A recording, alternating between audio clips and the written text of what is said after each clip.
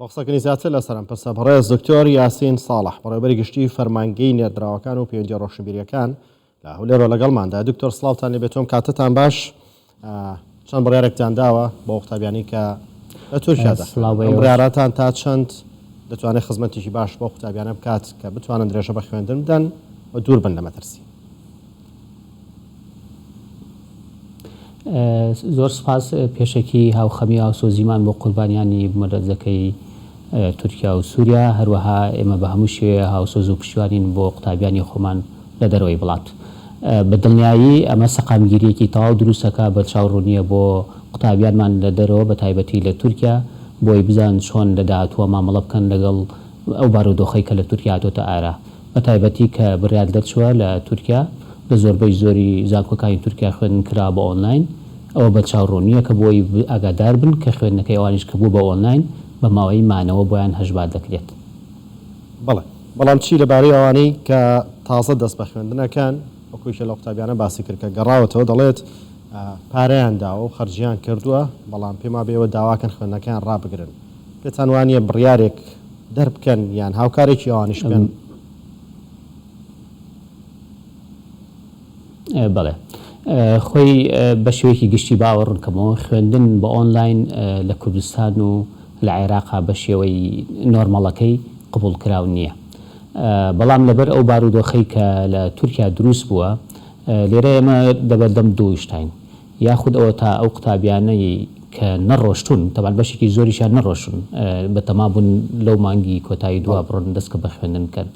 ئێمە لێرە بۆ ئەوان دڵنیایەکمان داوە پێیان کە ئاسایی خوێندنەکەیان تەجیلکەن بۆ مانگینۆ و مامەڵە لەگەڵ ئەو تەجیلکردناکەین، چکە ئەوەش دەرەنجام و ئاساری خۆی هەیە کە خوێندن تەجیلەکرێ و ئێمە مامەڵەی لەگەڵاکەین لە وەزارەتی خوێندنی باڵا و لە موسساتەکانی حکوومەتی هەرێمی کوردستانە مامەڵە لەگەڵ ئەوە ئەەکەین.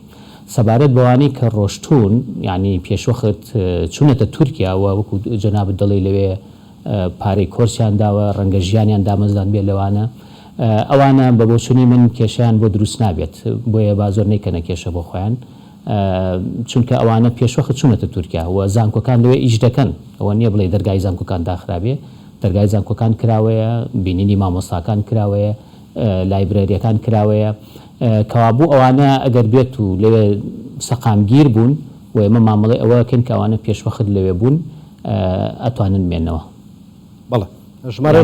سەر خۆیان ئەگەر خۆیان بۆ ئەوان ببوورە، ئەگەر بۆیان گونجاوە بمێنەوە ئاسایە بمێنەوە.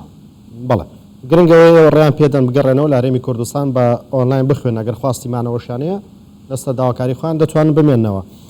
ژمارەی قوتابیانی کورد لە تورکیا چەندە؟ بەڵێ، ژمارەیان نزیک بە 900 قوتابیە. بەڵێ، ئەوانەی کەوانەی پراکتیکیان هەیە ئەوانە چیان بۆ کرێت؟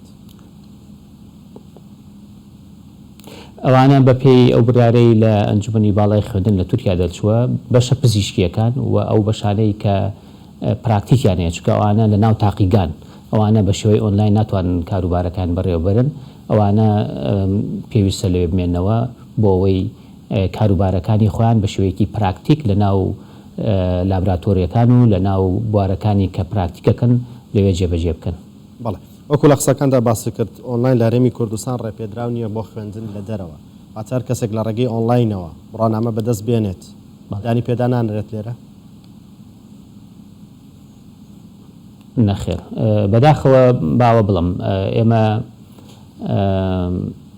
لە کوردستان و لە عێراقا لە ڕووی کولتوریەوە و لە ڕووی پێداویستیەکانی خوێندنی ئۆنلاینەوە هێشتا نەگەشتین بۆ ئاسەی کە بتوانێت کۆنتترۆڵی خوێندنی ئۆنلاین بکرێت، لەبەرەوە چ بە پێی یاساکانی عێراق و پێی یاسا و ڕێنمایەکانی هەرێمی کوردستان خوێندنی ئۆنلاین قبولکراو نییە.